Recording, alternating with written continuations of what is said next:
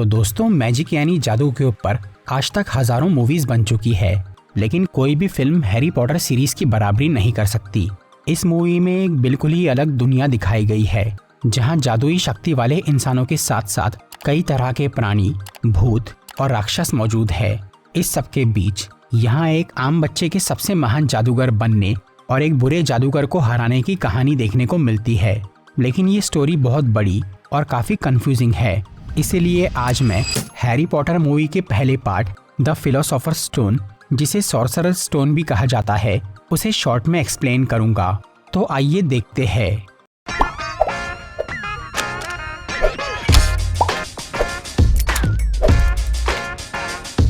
ये कहानी है हमारी ही जैसी एक दुनिया की, जहाँ कई सारे आम इंसान रहते हैं, लेकिन यहाँ कुछ ऐसे भी लोग हैं जिनके अंदर जादुई शक्तियाँ हैं। ये इंसान दिखने में तो बाकी लोगों की तरह ही साधारण होते हैं, पर उनमें बड़े चमत्कार करने की काबिलियत रहती है। ऐसी शक्तियों वाले लोगों को विजर्ड यानी जादूगर कहा जाता है, और बिना शक्ति वाले आम इंसान को मगल यानी मगलू कहा जाता है। जो बच्चे जादुई ताकत के साथ पैदा होते हैं वो आम लोगों की स्कूल में नहीं पढ़ते। उनके लिए अलग और ख़ास स्कूल होती है, जहां मैजिक यूज़ करना सिखाया जाता है। जैसे ही वो बच्चा लगभग 10-11 साल का हो जाता है, तब कोई भी एक मैजिक स्कूल उन्हें अपने आप वहां एडमिशन दे देती है। यहाँ पर सबसे अच्छी जो स्कूल है वो है Hogwarts school of witchcraft and विजर्डरी, जहाँ के स्टूडेंट्स बहुत पावरफुल होते हैं। इस अनोखी दुनिया में कई ऐसे विजर्ड है जो कि खानदानी जादूगर है, और उनके वंश में हर बच्चा जादुई काबिलियत के साथ पैदा होता है। उन्हें प्योर ब्लड यानी शुद्ध खून वाले जादूगर कहा जाता है। पर यहाँ ऐसे भी लोग हैं जो कि खानदानी विजर्ड नहीं है, वो किसी मगलू के घर में जादुई शक्ति के साथ पैदा होते हैं। उन्हें हाफ ब्लड यानी मिले जुले खून वाले जादूगर कहा जाता है, और अक्सर प्योर ब्लड वाले विजर्ड्स हाफ ब्लड वालों से नफरत करते हैं और उन्हें जादू सीखने के लायक नहीं समझते। ऐसा ही एक जादूगर था वोल्डेमॉर्ट, जो कि पहले हॉगवर्ट्स में पढ़ता था। वो बहुत ही पावरफुल विजर्ड था, जो कि मिलावटी खून वाले जादूगर और मगलुओं से नफरत करता था। उसका मकसद था हाफ ब्लड वाले बच्चों को मैजिक स्कूल से निकालना और मगलुओं को डरा के पूरी दुनिया पे राज करना। इसलिए उसने हाफ ब्लड वाले स्टूडेंट्स को मारना शुरू किया, ताकि फिर कोई वैसा बच्चा डर के मारे स्कूल में एडमिशन ही ना ले। तब कई लोगों ने वोल्डेमॉर्ट का विरोध किया, जिनसे वोल्डेमॉर्ट और उसके साथियों ने लड़ना शुरू कर दिया। इस तरह जादूगरों के बीच एक जंग चालू हो गई। उधर वोल्डेमॉर्ट के खिलाफ लड़ने वालों में हॉगवर्ट्स का एक लड़का और लड़की शामिल थे, जेम्स और लिली पॉटर, जिनकी शादी हो गई थी और उनका एक छोटा बच्चा भी था, हैरी पॉटर। इस बच्चे के बारे में एक भविष्यवाणी की गई थी कि वो वोल्डेमॉर्ट का अंत करेगा। ये बात जब वोल्डेमॉर्ट को पता चली तो उसने पॉटर परिवार को मारने का फैसला कर लिया, जिसकी वजह से जेम्स और लिली अपने बेटे को लेकर एक खुफिया घर में छुप जाते हैं। लेकिन वोल्डेमॉर्ट उनका पता लगा लेता है और फिर वो 1981 में हैलोवीन फेस्टिवल की रात को उस घर में चला जाता है और जेम्स और लिली को अपने जादू से मार देता है। फिर जब वो 1 साल के हैरी को मारने के लिए उस पे जादू का इस्तेमाल करता है, तो वो मंत्र उलटकर वोल्डेमॉर्ट पे आ जाता है और वो खुद मर जाता है। हैरी पे वो जादू इसीलिए काम नहीं किया क्योंकि लिली ने उसे बचाने के लिए अपनी जान गंवा दी थी। इससे हैरी के ऊपर प्यार के जादू का एक सुरक्षा कवच बन गया, जिससे उसकी जान बच गई। पर इसके बावजूद भी हैरी के सर पे एक निशान आ गया, जो कि एक तरह का श्राप था। दूसरी तरफ वोल्डेमॉर्ट मर के भी पूरी तरह मरा नहीं। उसकी आत्मा अब भी इस दुनिया में थी, जो कि दोबारा जिंदा होने के लिए एक नए शरीर की तलाश कर रही थी। फिर ये बात बहुत जल्दी फैल जाती है कि वोल्डेमॉर्ट ने जेम्स और लिली को मार दिया, लेकिन वो हैरी को मार नहीं पाया और इससे वो खुद खत्म हो गया। कुछ लोगों ने ये मान लिया था कि वोल्डेमॉर्ट मर चुका है, पर बाकी लोगों को ये डर था कि वो फिर से वापस आ सकता है। इस सब के बीच हैरी पॉटर काफ़ी मशहूर हो जाता है, लेकिन अब ये बच्चा अनाथ हो गया था, जिसकी सुरक्षा की जिम्मेदारी हॉगवर्ट्स के प्रिंसिपल एल्बस डम्बलडोर लेते हैं। पर हैरी के ऊपर से खतरा अब भी टला नहीं था। वोल्डेमॉर्ट या उसके साथी आज भी उसे मार सकते थे, इसीलिए डम्बलडोर उसे इस खतरे से दूर रखने के लिए हैरी को उसके अंकल आंटी यानी मौसी और मौसा को देने का सोचते हैं, क्योंकि वो लोग मगलू थे और इस जादुई माहौल से बिल्कुल अलग थे। फिर 1 नवंबर 1981 की रात को प्रिंसिपल डम्बलडोर अपनी स्कूल की एक टीचर प्रोफेसर मैगोनेगल के साथ डर्सली परिवार के पास पहुंचते हैं, जो कि हैरी के अंकल आंटी थे। तब हॉगवर्ट्स का रखवाला हैग्रिड हैरी को लेकर वहां आता है, जिसे डंबलडोर एक चिट्ठी के साथ डर्सली के घर के सामने छोड़ देते हैं। हालांकि हैरी के अंकल आंटी को जादूगरों से बहुत नफरत थी, लेकिन फिर भी वो उस बच्चे को गोद ले लेते हैं क्योंकि वो उनका भांजा था। पर वो लोग हैरी के साथ बहुत भेदभाव करते हैं और उसे घर में एक नौकर की तरह रखते हैं। ऊपर से उन्होंने हैरी को उसके माँ बाप की सच्चाई भी नहीं बताई थी और उसे जादुई दुनिया से बिल्कुल अनजान रखा था। इस तरह से 10 साल बीत जाते हैं और अब 1991 में हैरी 11 साल का हो जाता है, जिसकी वजह से हॉगवर्ट्स वाले स्कूल में उसका नाम दाखिल कर लेते हैं। क्योंकि हैरी भी एक जादूगर था, इस एडमिशन के बारे में बताने के लिए हॉगवर्ट्स वाले उसे एक चिट्ठी भेजते हैं, जिसे हैरी के अंकल आंटी उसे पढ़ने नहीं देते क्योंकि वो नहीं चाहते थे कि हैरी उस मैजिक स्कूल में जाए। पर हॉगवर्ट्स का फैसला अटल था। वो हैरी तक अपना संदेश पहुंचाने के लिए उसे बार बार कई सारे लेटर भेजते हैं, लेकिन डर्सली परिवार वाले उसे एक भी चिट्ठी पढ़ने नहीं देते और वो इन लेटर्स से बचने के लिए हैरी को लेकर एक सुनसान आइलैंड के घर में शिफ्ट हो जाते हैं ताकि हॉगवर्ट्स उन्हें ढूंढ ना सके। लेकिन इसके बावजूद भी एक दिन हैग्रिड वहां पहुंच जाता है और वो हैरी को अपने हाथ से वो चिट्ठी देकर उसे बताता है कि वो एक जादूगर है। फिर वो हैरी को लेकर वहां से निकल जाता है।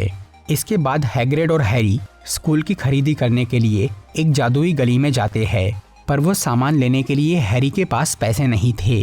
तब हैग्रिड उसे जादूगरों के एक बैंक में लेकर जाता है, जहां उसके माँ बाप ने हैरी के लिए बहुत सारे पैसे रखे थे। उस बैंक से हैग्रिड स्कूल का कोई खुफिया सामान निकाल लेता है, जिसे डंबलडोर ने उसे लाने के लिए कहा था। फिर हैरी अपने पैसों से स्कूल की पूरी खरीदी कर लेता है।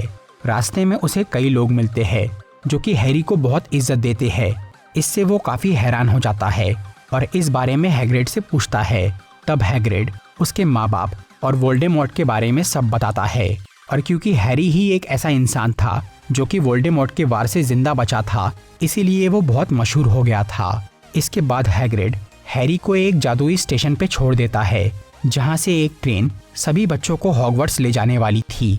उस ट्रेन में हैरी की मुलाकात रॉन वीजली नाम के एक लड़के और हरमाइनी ग्रेंजर नाम की एक लड़की से होती है, जो कि उसके अच्छे दोस्त बन जाते हैं। फिर वो ट्रेन से सब बच्चे हॉगवर्ट्स में पहुंच जाते हैं, जहां सभी स्टूडेंट्स को उनकी फितरत और काबिलियत के हिसाब से अलग अलग ग्रुप्स में डाला जाता है। वो 4 ग्रुप्स थे, ग्रिफिंडोर यानी गरुड़ द्वार, स्लिथरिन यानी नागशक्ति, हफलपफ यानी मेहनतकश और रेवनक्लॉ यानी चीलघात। इन सब में नागशक्ति एक ऐसा दल था जिसमें अक्सर बुरे या खतरनाक जादूगर रहते थे। वोल्डेमॉर्ट भी स्लिथरिन ग्रुप का स्टूडेंट था। बच्चों को अलग अलग ग्रुप्स में डालने के लिए एक जादुई टोपी का इस्तेमाल किया जाता है। वो टोपी रॉन और हरमाइनी को ग्रिफिंडोर में भेज देती है। फिर हैरी के चुनाव की बारी आती है, तो वो टोपी उसे स्लिथरिन ग्रुप में रखने का सोचती है, क्योंकि हैरी बहुत शक्तिशाली जादूगर था, पर वो नागशक्ति में नहीं जाना चाहता था, इसलिए टोपी उसे गरुड़ द्वार में भेज देती है।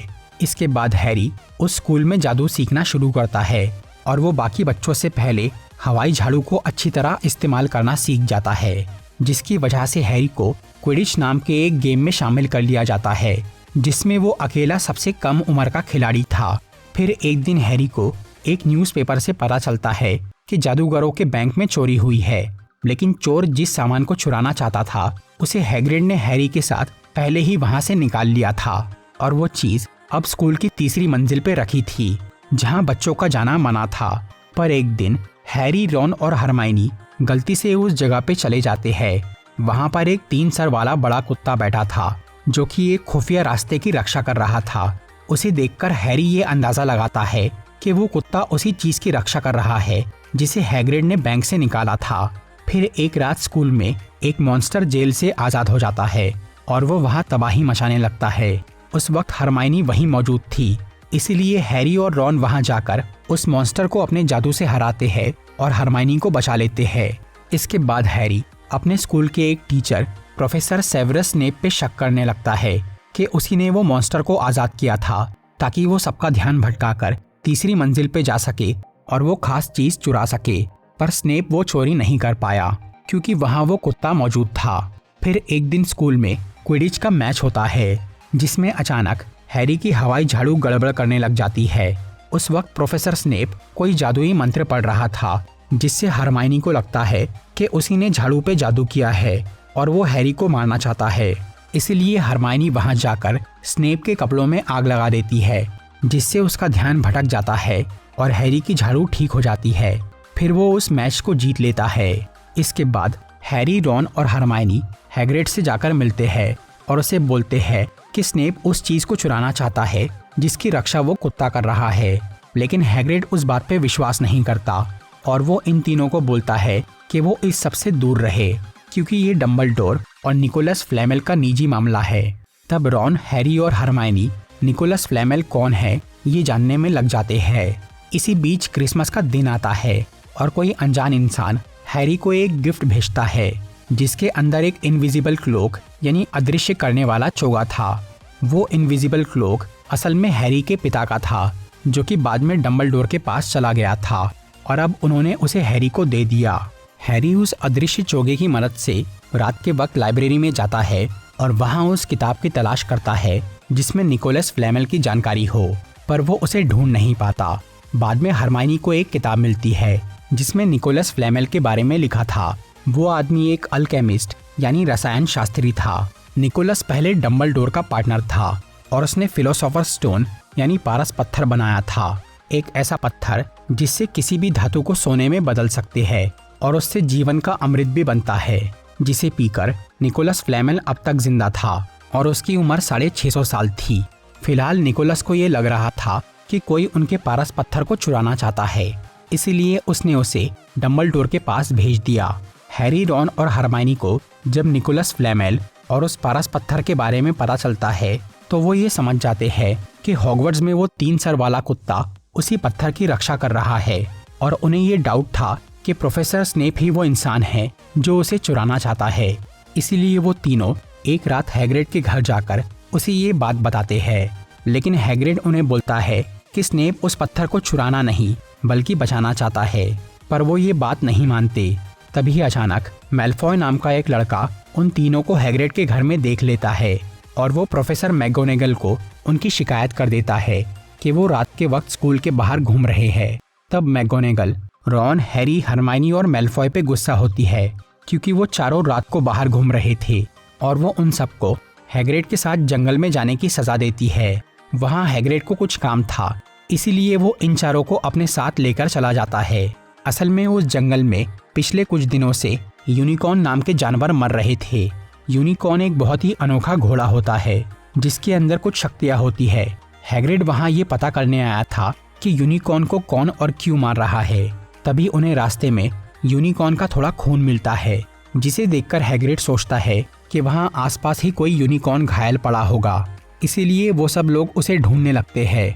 फिर जंगल में हैरी और मैलफॉय को एक अजीब आदमी यूनिकॉर्न का खून पीते हुए नजर आता है, जिसे देखकर हैरी के सर का वो निशान जलने लगता है।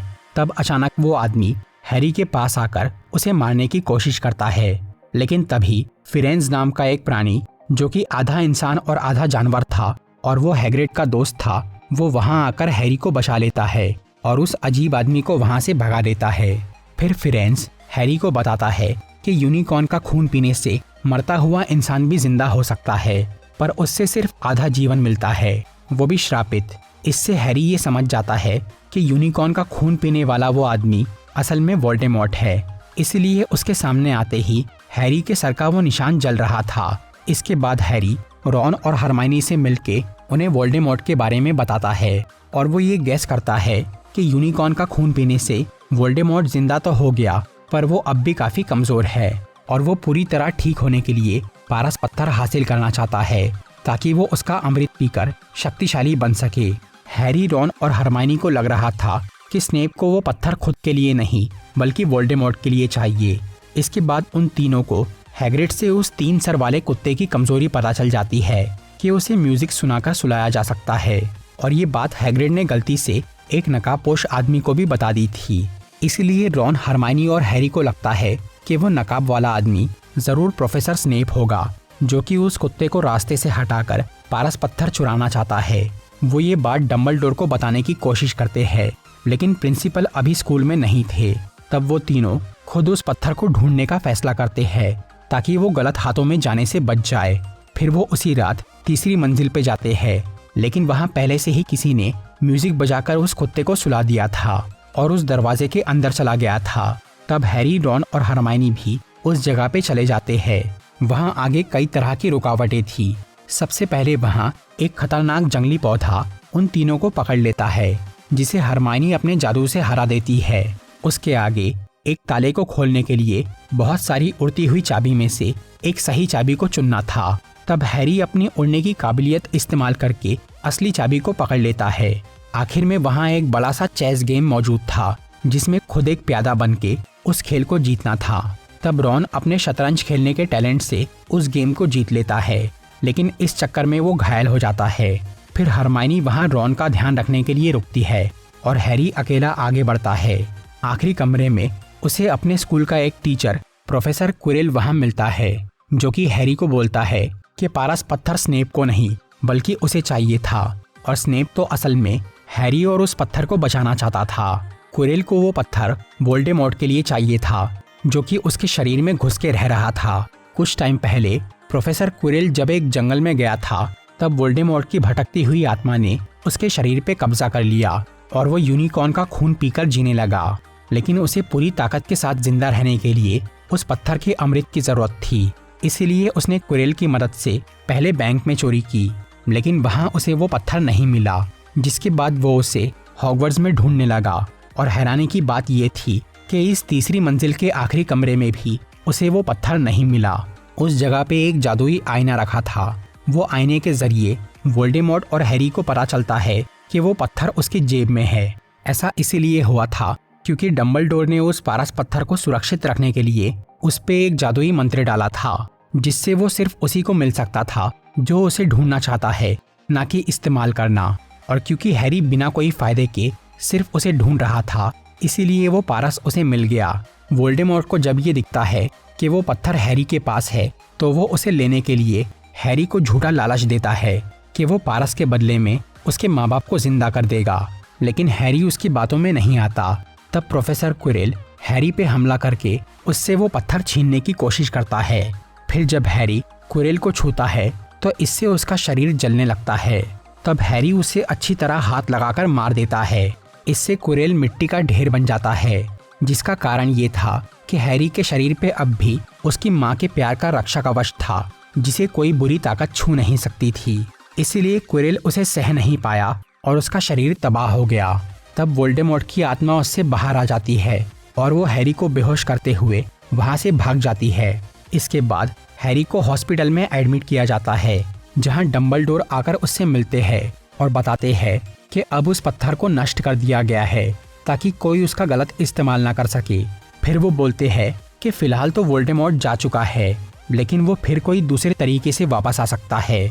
इस सब के बाद अब स्कूल का आखिरी दिन आ जाता है, जहां सभी स्टूडेंट्स की परफॉर्मेंस को देखते हुए उनके ग्रुप्स को पॉइंट दिए जा रहे थे और ज़्यादा स्कोर वाले ग्रुप को इनाम मिलने वाला था।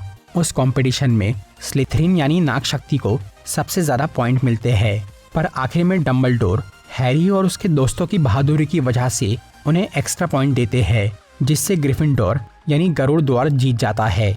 और क्योंकि अब साल खत्म हो गया था, तो सभी बच्चे कुछ दिन की छुट्टी मनाने के लिए अपने अपने घर लौट जाते हैं। पर अब हैरी ने हॉगवर्ट्स को ही अपना घर मान लिया था और उसे वापस जाना बुरा लग रहा था। तो दोस्तों, ये थी हैरी पॉटर 1 की एक्सप्लेनेशन। अगर आपको ये वीडियो अच्छी लगी हो तो इसे लाइक और शेयर ज़रूर करिए, और ऐसी ही इंटरेस्टिंग वीडियोस देखने के लिए सब्सक्राइब कीजिए हमारा चैनल और इस बेल आइकन को दबाइए ताकि आपको हमारी वीडियोस सही टाइम पर मिल सके। Walking alone, the streets are empty. The only thing I can see is my own silhouette. I'm getting stronger, step by step. The clock is ticking, but there's no time for me.